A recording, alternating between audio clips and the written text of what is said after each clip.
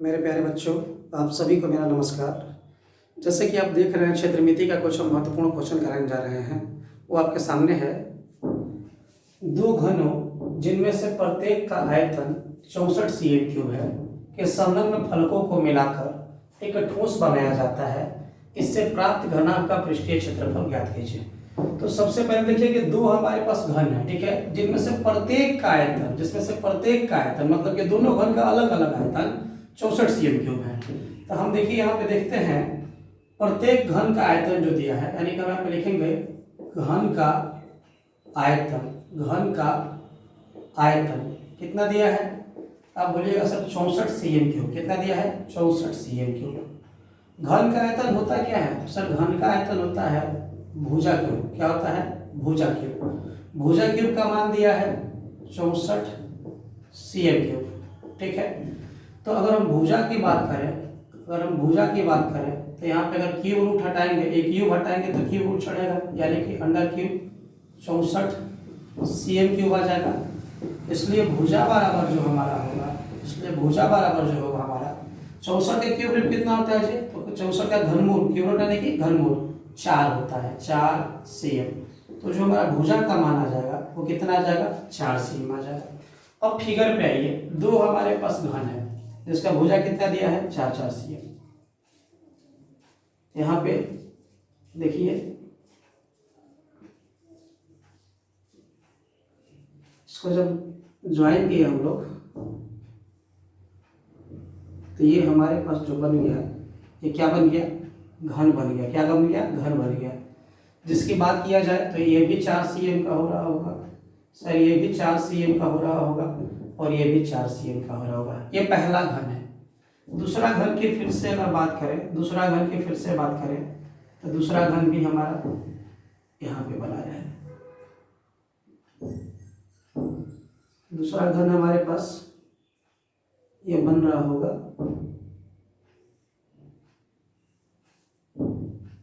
ठीक है। दूसरा घन ये है, ये भी 4 cm है। यहाँ पे ये भी 4 cm हो रहा होगा और ये भी हमारे 4 cm हो रहा होगा, ठीक है। अब ये दोनों घन के संलग्न फलक को, यानी दोनों घन के संलग्न फलक को लेकर सटा करके, दोनों पड़ोसी, संलग्न मतलब होता है पड़ोसी, ये दोनों जो घन है हमारा, ये दोनों घन है उसको सटा करके हम लोग ऐसे क्या करेंगे? सटा देंगे। दोनों घन को क्या करेंगे? सटा देंगे। तो जब सटाएंगे तो क्या बनेगा सर? एक घनाभ बन जाएगा। इस तरीका से क्या बन जाएगा? घनाभ बन जाएगा। इस प्रकार से घनाभ बन जाएगा। और जब घनाभ बनेगा तो इसमें होता क्या है, हमेशा ये ऑब्जर्व करने वाली चीज है, इसको ऑब्जर्व कीजिएगा, हमेशा फिगर नहीं बनाना है। आप बोलिएगा सर जब इसको आप सटाए होंगे तो ये नीचे का जो आधार था यहाँ से यहाँ तक ये 4 cm का था और ये भी सर आधार यहाँ से यहाँ तक जो है 4 cm का है। तो जब ये सटेगा तो ये नीचे का जो हिस्सा है यहाँ से लेकर यहाँ तक ये कितने का हो जाएगा? 8 cm का हो जाएगा। सही बात है। ये कितने का हो जाएगा? 8 cm का, ठीक है। और बाकी का रहा बात तो सर ये जो 4 cm हमारा था ये तो 4 cm ही रहेगा और ये हमारा क्या रहेगा? 4 cm रहेगा, ठीक है। यानी कि यहाँ से निष्कर्ष करने वाली बात ये है कि कभी भी जब दो घन के हम संलग्न फलकों को जोड़ रहे होंगे, तो सिर्फ और सिर्फ बढ़ता क्या है? लंबाई। सिर्फ और सिर्फ क्या बढ़ता है? लंबाई। तब घनाभ के लिए आया जाएगा, ठीक है। अब यहाँ पे क्या करेंगे हम लोग? लिखेंगे यहाँ पे कि दो, यहाँ पे लिखेंगे दो, ठीक है ना, दो घनों को जोड़ने पर जब कभी भी जोड़ेंगे तो हमारा लंबाई लंबाई आएगा वो क्या हो जाएगा? भुजा का दुगना, यानी कि 4 cm और प्लस 4 cm बराबर 4 8 cm का हो जाएगा। ये लंबाई हो गया।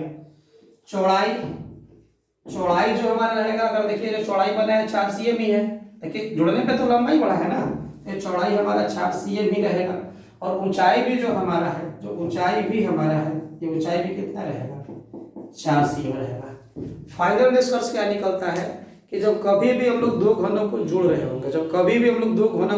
होंगे, तो सिर्फ और सिर्फ बढ़ता क्या है सर? लंबाई बढ़ता है। बाकी जो भुजा, प्रत्येक भुजा का साइज बराबर ही रहेगा, ठीक है। यानी कि चौड़ाई के बराबर रहेगा, ऊंचाई के बराबर रहेगा। बढ़ेगा क्या सर? सिर्फ और सिर्फ लंबाई बढ़ेगा। क्या? सिर्फ और सिर्फ लंबाई। क्लियर? चलिए। ओके, तो अब यहाँ पे हमको क्या कहा है कि इस यहाँ पे यही कह रहा था ना कि दो घन जिनमें से प्रत्येक का आयतन 64 सेम क्यूब है कि संलग्न फलकों को मिलाकर एक ठोस बनाया था। मिलाने के बाद एक ठोस बनाया था जो क्या बना था, घनाभ। दो घनों को मिलाने पे क्या बना था, घनाभ बना था। ठीक है, अब यहाँ पे कह रहा है इससे प्राप्त घनाभ, देखिए बोल भी दिया, इससे प्राप्त घनाभ का पृष्ठीय क्षेत्रफल ज्ञात करें। तो यहाँ पे हम लिखेंगे घनाभ का पृष्ठीय क्षेत्रफल। घनाभ का पृष्ठीय क्षेत्रफल क्या होता है, 2 इंटू, देखिए याद करने का तरीका बताते रहे, बहुत आसान होगा। घनाभ में होता क्या है, लंबाई होता है, चौड़ाई होता है और ऊंचाई होता है। ठीक है, तो यहाँ कैसे लेके चले, लंबाई गुना चौड़ाई, लंबाई गुना चौड़ाई प्लस यहाँ से फिर से यहाँ पे आइए, चौड़ाई गुना ऊंचाई, अब प्लस फिर से एक बार यहाँ पे, यानी कि ऊंचाई गुना लंबाई, ऊंचाई गुना लंबाई। ठीक है, ध्यान से समझिएगा। घनाभ का पृष्ठीय क्षेत्रफल क्या होता है, 2 इंटू लंबाई गुना चौड़ाई प्लस चौड़ाई गुना ऊंचाई प्लस ऊंचाई गुना लंबाई। देखिए यहाँ पे 2 इंटू लंबाई गुना चौड़ाई प्लस चौड़ाई गुना ऊंचाई प्लस ऊंचाई गुना लंबाई। ठीक है, तो यहाँ पे जब आएंगे हम लोग तो यहाँ पे क्या हुआ है, 2 इंटू लंबाई का मान, सर लंबाई का मान यहाँ पे देखिए 4 4 8 आ गया था, तो 8 गुना चौड़ाई तो 4 ही है प्लस फिर से चौड़ाई का मान 4, ऊंचाई का मान भी 4 ही है। अब प्लस ऊंचाई की बात किया तो ऊंचाई जो हमारा है सर कितना हो गया है, ऊंचाई हमारा 4 और लंबाई जो हमारा है 8 है। ठीक है, देखिएगा फिर से लंबाई की बात करें तो लंबाई का मान देखिए 8 है गुना चौड़ाई की बात किया चौड़ाई का मान 4 है प्लस फिर से चौड़ाई तो 4 ही था गुना ऊंचाई, ऊंचाई के बाद 4 है। ठीक है, प्लस ऊंचाई का मान फिर से 4 है इंटू लंबाई का मान 8 है। तो यहाँ पे जब आएंगे तो 2 इंटू 8 के 32 और प्लस 4 के 16 और प्लस 4 8 32। ठीक है, ये 2 गुना, जब हम लोग इसको जोड़ेंगे तो 2 और 6 8, 8 2 10 के 0 हासिल 1, 3 1 4 और 3 7 1 8। ठीक है, तो 80 को 2 से गुना करेंगे तो 80 दूनी के यानी कि 8 दूनी के 16 1 0 160 cm स्क्वायर। राइट आंसर हो जाएगा 160 cm स्क्वायर। क्लियर है, कोई दिक्कत, उम्मीद है चीजें समझ में आया होगा। अगला क्वेश्चन हमारे पास है, दो घनों जिनमें से प्रत्येक का आयतन 512 cm³ है के संलग्न फलकों को मिलाकर एक ठोस बनाया जाता है, इससे प्राप्त घनाभ का पृष्ठीय क्षेत्रफल ज्ञात कीजिए। चलिए ध्यान से देखिए, हमारे पास दिया है दो घन है जिनमें से प्रत्येक का आयतन 512 cm³ है, यानी कि हम यहाँ पे लिख रहे होंगे क्या कि घन का आयतन बराबर 512 cm³। ये डाटा हमारे पास दिया है। घन का आयतन जो होता है क्या होता है, भुजा क्यूब, तो भुजा क्यूब बराबर दिया है 512 cm³। जब यहाँ से हम लोग भुजा का मान निकालेंगे, जब भुजा का मान निकालेंगे तो जब क्यूब हटेगा तो क्यूब रूट चढ़ेगा, under cube 512 cm³। Cube root का मतलब 3 के बदले 1 निकलता है। ठीक है, तो इसलिए भुजा बराबर, और आपको पता है कि 512 का क्यूब रूट क्या होता है, तो आपको यहाँ पे याद होगा कि 512 का क्यूब रूट होता है 8 और 3 cm के बदले 1 cm। ठीक है, अगर नहीं पता है तो इस चीज को हम कहीं ना कहीं दिखा दे रहे हैं आपको। ठीक है, यहाँ पे देखिए, दिख रहा होगा यहाँ पे, उम्मीद है। हाँ, चलिए यहाँ पे दिखा देते हैं। 512 का अगर क्यूब रूट निकालना है तो इसको देखिए 2 से लेकर जाएंगे, 2 दूनी के 4, 1 बच गया, 1 पे 11, 2 बचे 10, 1 बच गया, 1 पे 2 12, 2 6 12। फिर 2 से लेके जाएंगे, 2 1 कम 2, 2 दूनी के 4, 2 8 16। फिर 2 से जाएगा, 2 6 12, 2 चौके 8।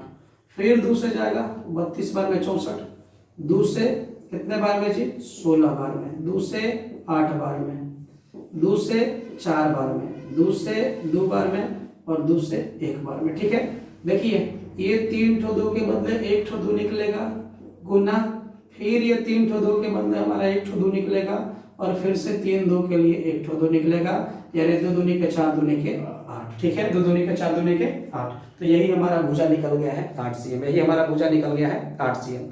अब आगे यहाँ पे क्या किया गया है, एक क्वेश्चन कह रहा था कि दो घन जिनमें से प्रत्येक का आयतन 512 cm³ दिया था, तो आयतन के सहायता से हम भुजा निकाल दिए। अब यहाँ पे एक बात को समझिएगा कि जब दो घन को हम लोग जोड़ रहे होंगे, यहाँ पे देखिए 2 घन हम बनाते हैं। ठीक है, यहाँ पे अगर हम 2 घन बनाए ये हमारा 2 घन हो गया, ठीक है।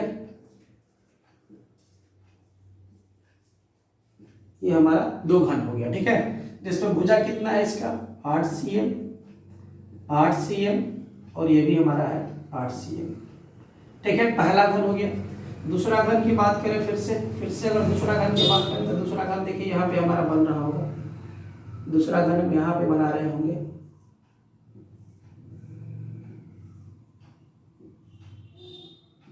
ये दूसरा घन हमारा हो गया, ठीक है।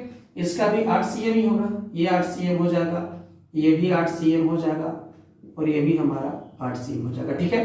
अब क्वेश्चन क्या बोला है कि ये जो दोनों घन है ना, इनके संलग्न फलक को यानी कि पड़ोसी फलक को मिलाकर के क्या किया जाता है, जोड़ दिया जाता है। देखिए यहाँ पे 2 घन जिनमें से प्रत्येक का आयतन 512 cm³ है कि संलग्न फलकों को मिलाकर एक ठोस बनाया जाता है। तो देखिए इसको हम संलग्न को क्या करेंगे, मिला देंगे मतलब जोड़ देंगे। तो जोड़ेंगे तो हमारे पास एक इस तरह का आकृति तैयार हो जाएगा, ऐसा, ये हमारे पास एक आकृति ऐसा तैयार हो जाएगा,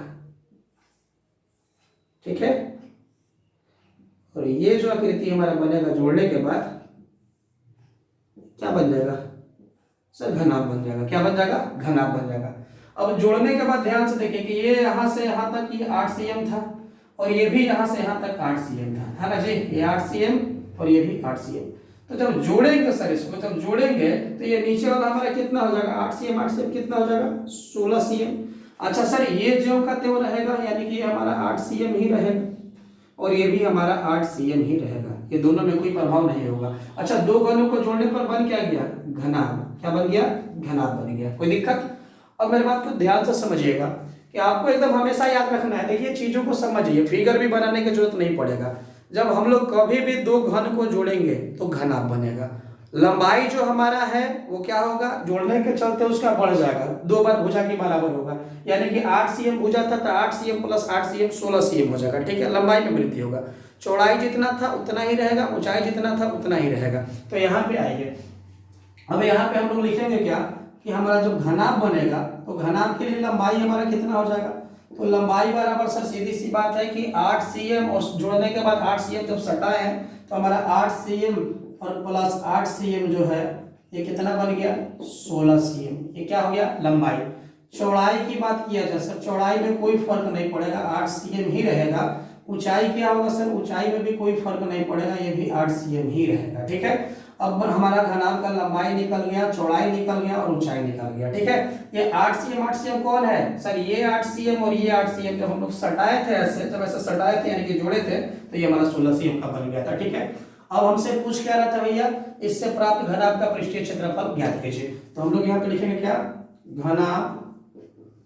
घनाभ का पृष्ठीय क्षेत्रफल। घनाभ का पृष्ठीय क्षेत्रफल क्या होता है सर, हम बताए थे ना, लंबाई, चौड़ाई और ऊंचाई, यही घनाभ में दिखता है ना। तो यहाँ पे आप क्या कीजिएगा, कुछ नहीं, यहाँ पे लिखिए 2 इंटू लंबाई गुना चौड़ाई प्लस, देखिए लंबाई चौड़ाई चले हैं, फिर यहीं से आगे बढ़िए, चौड़ाई गुना ऊंचाई, चौड़ाई गुना ऊंचाई, फिर आगे बढ़िए प्लस, देखिए ऊंचाई गुना लंबाई, यानी कि ऊंचाई और गुना लंबाई, ठीक है, ऊंचाई गुना लंबाई। अब आएंगे तो 2 इंटू लंबाई, लंबाई का मान सर कितना था, लंबाई का मान था 16, गुना चौड़ाई का मान सर, चौड़ाई का मान है 8, प्लस फिर से चौड़ाई का मान सर वही 8, और गुना ऊंचाई, ऊंचाई का मान 8, प्लस ऊंचाई का मान सर, ऊंचाई का मान है 8, और गुना लंबाई का मान, तो लंबाई का मान है 16, ठीक है। परिवर्तन किस में हुआ है, सिर्फ और सिर्फ लंबाई में। परिवर्तन किस में हुआ है, सिर्फ और सिर्फ लंबाई में। तो आगे बढ़ेंगे तो 2 इंटू 16 8 128 होता है। अगर नहीं याद होगा पहला 16 का तो 6 8 48 का 8 हासिल 4 1 8 8 4 12 128 आ गया ना, प्लस 8 8 64 प्लस फिर से बात करेंगे तो 16 8 यही चीज आ जाएगा 128, ठीक है। अब इसको जब जोड़िएगा तो 2 इंटू सर 8 और 4 12, अब 8 20 के 0 हासिल 2 2 और 6 8 और 10 2, अब 12 2 हासिल था ना, 12 के 2 हासिल 1 1 1 2 1 3, यह आ जाएगा 320। अब जब गुना करेंगे तो 2 दूनी के 4 3 दूनी के 6 और ये 0 640। अगर क्षेत्रफल निकाले हैं तो cm², यही हमारा आंसर हो जाएगा। कोई दिक्कत है? उम्मीद है कि चीजें यहाँ तक अच्छे तरीका से समझ में आया होगा, किसी भी तरह की कोई तकलीफ नहीं होगा। ठीक है, चलिए आगे वाला क्वेश्चन हमारे सामने है। एक 14 सेमी लंबे बेलन का आयतन 11 cm किनारे वाले घन के आयतन के बराबर है, तो बेलन की त्रिज्या ज्ञात करें। देखिए ध्यान से, एक 14 cm लंबे बेलन की बात कर रहा है, एक 14 cm लंबे बेलन है ना। तो बेलन में बेसिकली अगर बात करें, सपोज यहाँ पे अगर देखा जाए कि अगर ये हमारा बेलन हो रहा होगा, अगर ये हमारा बेसिकली ये अगर हमारा बेलन हो रहा होगा, ध्यान से समझिएगा, अगर ये हमारा बेलन हो रहा होगा 14 cm लंबे, यानी कि यहाँ से लेके यहाँ तक जो इसकी लंबाई होगी ये 14 cm होगा। तो बेसिकली अगर देखिए यहाँ पे ऐसे दिखा देते हैं, बेसिकली ये 14 cm हमारा हो गया। ठीक है, ये 14 cm जो बेलन की हमारी लंबाई है, सही मायने में क्या है सर, ये ऊंचाई है 14 cm। बेलन का क्या है? ऊंचाई है 14 cm। ये बेलन का क्या है? ऊंचाई है 14 cm। ठीक है, 11 cm किनारे वाले घन के आयतन के बराबर है। अब ध्यान से देखिए, घन भी है हमारे पास, एक घन है हमारे पास। घन क्या है? घन। घन किसे कहते हैं? तो जिसके प्रत्येक भुजा क्या होते हैं? बराबर होते हैं। प्रत्येक भुजा की लंबाई बराबर होता है। ये बेसिकली हमारा हो जाएगा घन। ठीक है, इसकी भुजा कितना दिया है? 11 cm, यानी कि ये भी हो जाएगा 11 cm, सर ये भी हो जाएगा 11 cm और ये भी हो जाएगा 11 cm। ये जो हमारा है ये घन है। क्या है? घन है। ठीक है, अब ध्यान से देखिए, क्वेश्चन क्या करा था, एक 14 सेमी लंबे बेलन का आयतन 11 cm किनारे वाले घन के आयतन के बराबर है, तो बेलन की त्रिज्या ज्ञात करें। ठीक है, तो हमारे पास दिया कि जो बेलन का आयतन है, किसका आयतन? बेलन का आयतन, जो हमारे पास बेलन का आयतन है, जो बेलन का आयतन है ये बराबर है किसके आयतन का? घन के आयतन का। घन के आयतन का। ठीक है, बेलन के आयतन का फॉर्मूला क्या होता है जी? तो बेलन का आयतन हमारे पास है पाई r² h बराबर घन का आयतन। घन का आयतन क्या होता है? भुजा क्यूब। ठीक है, बेलन का आयतन पाई r² बराबर है बराबर घन का आयतन भुजा क्यूब। पाई का मान होता है 22/7 r²। सर r² हमको नहीं पता है। h की बात करें तो बेलन की ऊंचाई दिया है 14 cm। कितना दिया है? 14 cm बराबर भुजा क्यूब। घन का भुजा पता है हमको 11 × 11 × 11। अरे भुजा क्यूब है ना, तो भुजा का मान 11 है, तो 11 को कितने बार लिखेंगे? 3 बार। तो 11 × 11 × 11। ठीक है, अब यहाँ से बात किया जाए अगर, तो देखिए 7 से हमारा 14 चला जाएगा 2 बार में। ठीक है, कितने बार में? 2 बार में। तो यहाँ पे बेसिकली बात करें हम, तो 22 को अगर ऐसे ही रखने दीजिए, 22 × 2 × r² बराबर कितना हो जाएगा जी? तो 11 × 11 × 11। ठीक है यहाँ तक। अच्छा, 11 से हमारा 22 जाता है 2 बार में। 11 से 22 कितने बार में जाता है? 2 बार में। तो 2 को 2 से अगर गुना करेंगे, 2 को 2 से करेंगे तो यह जाएगा 4r² बराबर 11 × 11 कीजिएगा, तो ऐसे ही रहने दीजिए 11 × 11, कोई दिक्कत नहीं है। अब r² की बात करें तो r² बराबर 11 × 11 और बट्टा में 4। ठीक है, बट्टा में आ जाएगा 4। तो फाइनली जब r की बात करेंगे तो स्क्वायर हटेगा तो रूट चढ़ेगा, तो यहाँ पे रूट में क्या आ जाएगा? अब चाहे तो लिख भी सकते थे 11 × 11 या फिर 121, जो मर्जी, और 4 को लिख सकते हैं 2 × 2। तो आप लोगों को क्या पता है कि वर्गमूल में, ये वर्गमूल में 2 के बदले 1 निकलता है, तो 2 × 11 के बदले 1 × 11 और 2 × 2 के बदले 2 × 2, यानी कि 11/2 11/2 का मान होता है 5.5। तो राइट आंसर हमारा कितना आ जाएगा? 5.5 cm, यानी कि जो हमारा बेलन का त्रिज्या होगा वो 5.5 cm होगा। जो बेलन का त्रिज्या होगा 5.5 cm होगा। क्लियर? चलिए अगला क्वेश्चन हमारे पास है, 8 सेमी त्रिज्या वाले एक ठोस गोले से 1 सेमी त्रिज्या वाली कितनी ठोस गोलियां बनाई जा सकती है? ध्यान से समझिएगा, हमारे पास 2 गोला है। एक गोला का त्रिज्या है 8 सेमी और दूसरा गोला का त्रिज्या है 1 सेमी। ठीक है, यानी कि जिसका त्रिज्या बड़ा है वो गोला बड़ा होगा, जिसका त्रिज्या छोटा है वो गोला छोटा होगा। फिगर की बात करें तो सपोज मान लीजिए कि एक हमारे पास ये बड़ा गोला है, ये गोला भी नहीं हुआ है, गोला अब होगा, अभी तो वृत्त था। सपोज ये हमारे पास एक गोला है जिसकी त्रिज्या कितना दिया है? 8 cm, और इससे एक छोटा छोटा गोला बनाया जा रहा है कुछ इस तरीका का, ऐसे ठीक है, यानी कि त्रिज्या कितना होगा 1 cm। अच्छा, ये बड़ा गोला को त्रिज्या को हम बड़ा आर से डिनोट कर देते हैं, ये दिया है 8 cm, और छोटा गोला को त्रिज्या को छोटा आर से डिनोट कर देते हैं, ये दिया है 1 cm। ठीक है, तो क्वेश्चन ये बोल रहा है ना, क्वेश्चन ये बोल रहा है कि 8 सेमी त्रिज्या वाले ठोस गोले से ये ठोस गोला है 8 cm त्रिज्या वाला, इससे 1 सेमी त्रिज्या वाले कितनी ठोस गोलियां बनाई जा सकती है। मतलब ये बड़ा वाला गोला जो है जिसका त्रिज्या 8 cm है, इससे ये 1 cm त्रिज्या वाला छोटा छोटा कितना गोला बनाया जा सकता है। ठीक है, तो याद रखिएगा, कभी भी जब एक ठोस को पिघलाकर हम दूसरा ठोस बनाते हैं तो हमेशा उनका आयतन बराबर होता है। ठीक है, याद रखिएगा, कभी भी जब हम एक ठोस वस्तु को पिघला करके अगर दूसरा ठोस वस्तु बनाएंगे तो हमेशा क्या होगा, उसका आयतन बराबर होगा। हमेशा क्या बराबर होगा, आयतन बराबर होगा।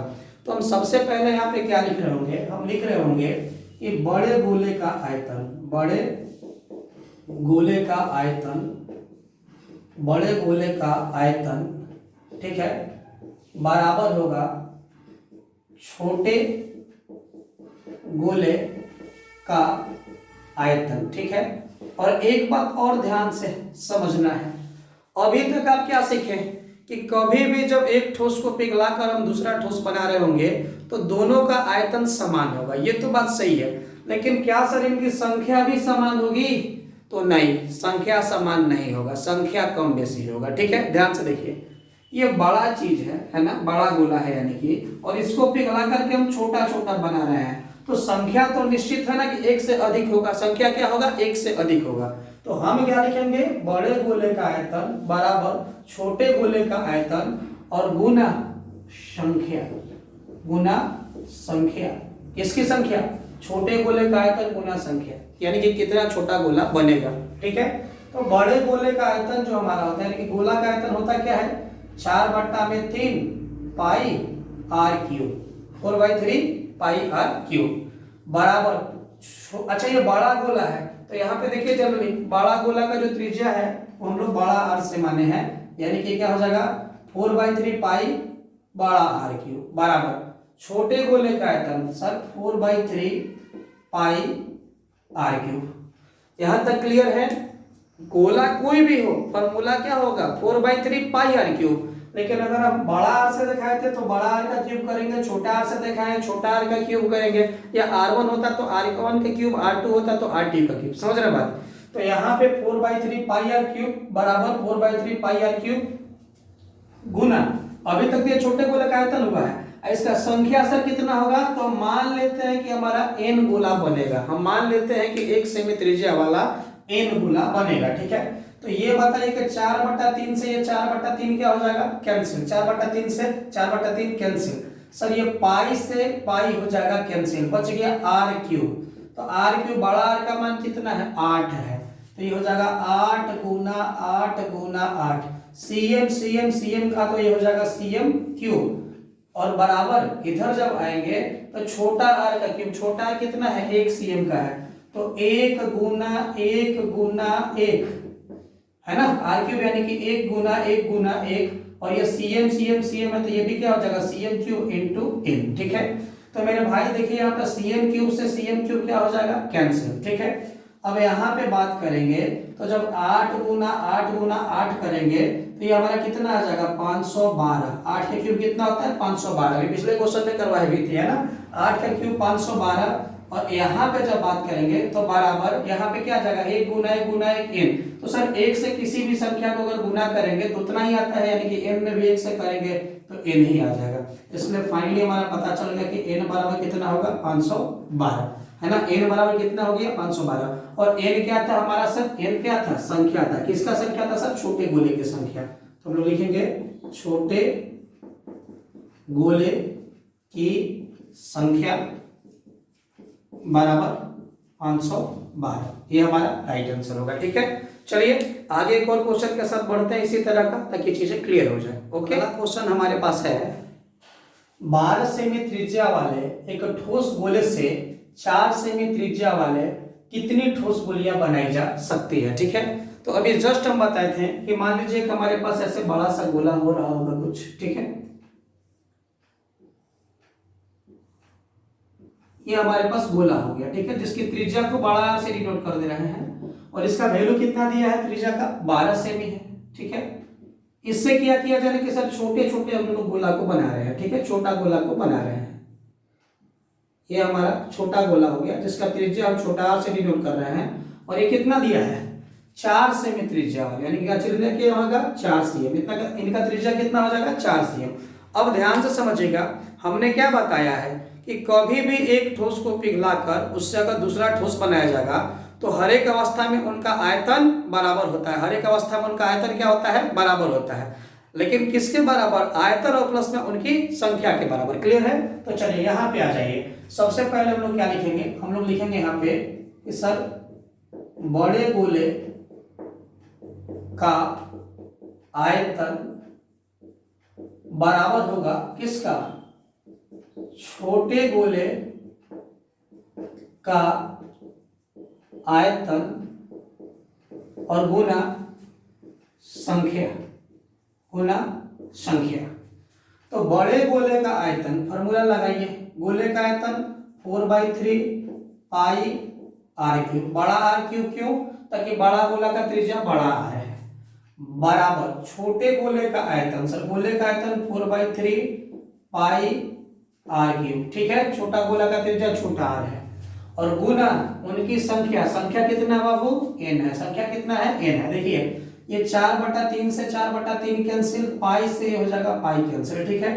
ये आ गया बड़ा आर का क्यूब, बड़ा आर का क्यूब, बड़ा आर कितना है 12, तो हम करेंगे 12 गुना 12 गुना 12 और ये सीएम सीएम सीएम क्या बन जाएगा सीएम को 1 2 3 3 तो सीएम है ना, तो सीएम क्यूब बराबर आर क्यूब, छोटा आर क्यूब, छोटा आर का वैल्यू 4 है, 4 × 4 × 4 सीएम सीएम सीएम सीएम का क्यूब और इनटू n था, तो ये देखिए सीएम क्यूब से ये सीएम क्यूब कैंसिल, ये 4 से 12 जाएगा 3 बार में, ये 4 से 12 जाएगा 3 बार में और ये 4 से 12 जाएगा 3 बार में, तो फाइनली 3 गुना 3 गुना 3, तो 3 × 9 और 9 × 27 बराबर यहाँ पे बच गया हमारा क्या n, इसलिए n बराबर जो होगा 27 हो जाएगा, n बराबर क्या हो जाएगा 27 हो जाएगा।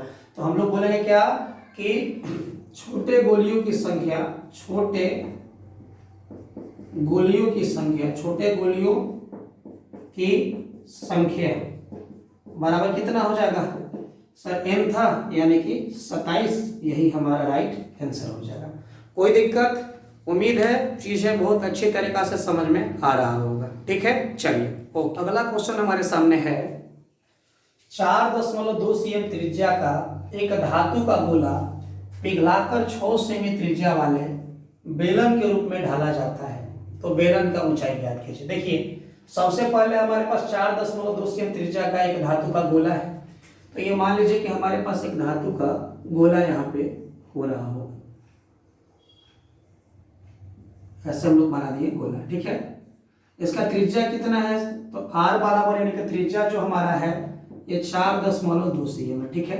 अब इसको क्या किया है कि पिघला करके, ठीक है, 6 सेमी त्रिज्या वाला एक बेलन के रूप में ढाला जाता है, तो मान लीजिए कि एक बेलन के रूप में ऐसे हम इसको ढाल रहे होंगे, ये हमारा एक बेलन बन जाएगा, जल्दी में काम चलाओ, ठीक है, ठीक है। यहाँ पे ध्यान से देखिएगा, ये हमारा बेलन बन जाएगा, ठीक है। अब कह रहा है कि जो बेलन की त्रिज्या है क्या है, बेलन का त्रिज्या कितना है 6 सेमी, तो इसका जो त्रिज्या होगा बेलन का, मान लीजिए इसका त्रिज्या बड़ा से डिवाइड कर देते हैं, ये 6 cm होगा, ठीक है। तो त्रिज्या इसका है कितना है 6 सेमी है, बेलन का जो त्रिज्या कितना है 6 सेमी है, ठीक है। तो हमसे पूछ रहा है ना कि बेलन का ऊंचाई ज्ञात कीजिए, यानी कि बेलन का ऊंचाई हमको ज्ञात करना है, बेलन का ऊंचाई को 1 से डिनोट करना है, ये ऊंचाई हम लोग को ज्ञात करना है। तो एक चीज ध्यान से देखिएगा, अब यहाँ पे ये बात नहीं पूछा है, अगर इसका हमारे पास त्रिज्या भी दिया होता, ऊंचाई भी दिया होता और पूछता कि ऐसे कितने बना सकते हैं, तब दोनों का आयतन और इसका संख्या के बराबर होता है, गुणनफल के, ठीक है। लेकिन यहाँ पे कितना संख्या में बनाया जा सकता है ये नहीं पूछ रहा है, यहाँ पे ये बोल रहा है कि एक हमारे पास गोला है जिसका त्रिज्या 4.2 cm है, इसको पिघला करके एक बेलन हम लोग बना रहे हैं जिसका त्रिज्या कितना है 6 cm है, तो पूछ रहा है कि इसका ऊंचाई कितना होगा, यानी कि कितना ऊंचाई तक खड़ा हो सकता है, ठीक है। तो यहाँ पे देखिए हम जो कि बता ही चुके हैं आपको कि कभी भी अगर एक धातु को पिघला करके हम लोग दूसरे धातु में बदल रहे होंगे तो हमेशा हमारा क्या होता है, आयतन बराबर होता है। क्या होता है, आयतन बराबर होता है। तो हम लोग यहाँ पे लिखेंगे गोले का आयतन, गोले का आयतन बराबर होगा किसका आयतन का सर, बेलन का आयतन का। किसका आयतन का, बेलन का आयतन। ठीक है, पहले गुना यहाँ पे जो है संख्या करते थे, लेकिन गुना संख्या नहीं करेंगे। क्यों, ताकि ये नहीं पूछ रहा कि कितना बेलन बनाया जा सकता है। दूसरी चीज की अगर पूछता कि कितना बेलन बनाया जा सकता है तो उस केस में इसका ऊंचाई भी दिया होता, लेकिन हमारे पास ऊंचाई नहीं है। इसका तात्पर्य ये है कि हम जो गोला है 4.2 cm का है और हमसे अगर इसको पिघलाया जाएगा तो त्रिज्या तो इसका रहना चाहिए 6 cm बेलन का, लेकिन ऐसा इसका ऊंचाई कितना होगा, यानी कि कितना ऊंचा तक ही हो सकता है, ये बात पूछ रहा है। ठीक है, तो हम यहाँ पे क्या लिख दिए, गोले का आयतन बराबर बेलन का आयतन। तो गोले का आयतन जो होता है, ये गोले का आयतन ये हो जाएगा हमारा 4/3 पाई r³ बराबर बेलन का आयतन पाई r²h। देखिए यहाँ पे गोला का छोटा त्रिज्या था तो गोला में छोटा त्रिज्या के लिए छोटा r लिए। यहाँ पे बात किया जाए हमारा बेलन में बड़ा त्रिज्या था तो बेलन में आयतन के लिए बड़ा r लिए, यानी कि त्रिज्या के लिए बड़ा r लिए।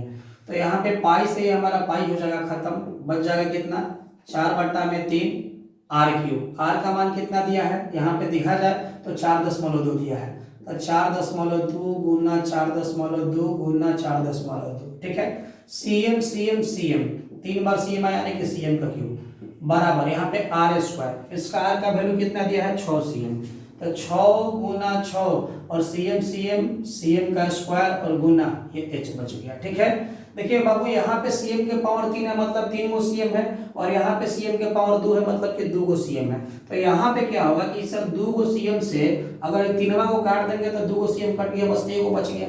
2 गो cm से 2 गो cm कट गया ना, यानी कि बच गया 1 cm। ठीक है, अब देखिए यहाँ पे 6 से हमारा ये 42 जाता है 7 बार में, पीछे से 1 अंक के बाद दशमलव था, दशमलव दे दिए। फिर देखेंगे 6 से ये 42 जाता है हमारा 7 बार में, पीछे से 1 अंक के बाद दशमलव था, दशमलव दे दिए। और 3 से ये 42 जो होगा हमारा कितने बार में जाएगा, 3 एकम 3, 1 बच गया, 1 को 12, 3 चौके 12, पीछे से 1 अंक के बाद दशमलव था, 1 अंक के बाद दशमलव दे दिए। आगे जब सॉल्व करेंगे तो यहाँ पे 14 चौके 56, पीछे से 1 अंक के बाद दशमलव है, 1 अंक के बाद दशमलव गुना 7 49, 1 अंक 1 अंक 2 अंक के बाद दशमलव है, पीछे से 1 1 2 अंक के बाद दशमलव दे दिए, और बराबर ये कितना आ जाएगा h। ठीक है सर, cm यहाँ पे है ना, हाँ cm है। ठीक है, आगे 56 को अगर 49 से गुना करेंगे तो 56 गुना 49, 6 9 54 के 4 हासिल 5, 5 9 45 और 5 50 गुना 6 6 24 के 4 हासिल 2, 5 के 20 और 2 22। तो यह जाएगा 4 0 4 4 5 2 7 और यह जाएगा 2। ठीक है, अब यहाँ पे हम लोग क्या लिखेंगे तो सर 27 44। ठीक है, cm बराबर h, लेकिन कंडीशन क्या है कि दशमलव के पीछे 2 अंक और दशमलव के पीछे 1 अंक, तो 1 अंक का 2 अंक 3 अंक, तो 1 2 3 अंक से पीछे से दशमलव, इसलिए फाइनली h बराबर हमारा आ जाएगा 2.744 cm। यानी कि सर h हमारा क्या था, h क्या था, बेलन की ऊंचाई। तो हमारा बेलन का ऊंचाई जो हो जाएगा बाबू वो कितना हो जाएगा, तो सर 2.744 cm, यही हमारा राइट आंसर है। ठीक है, तो उम्मीद है कि चीजें क्लियर तरीका से समझ में आया होगा। चलिए ओके।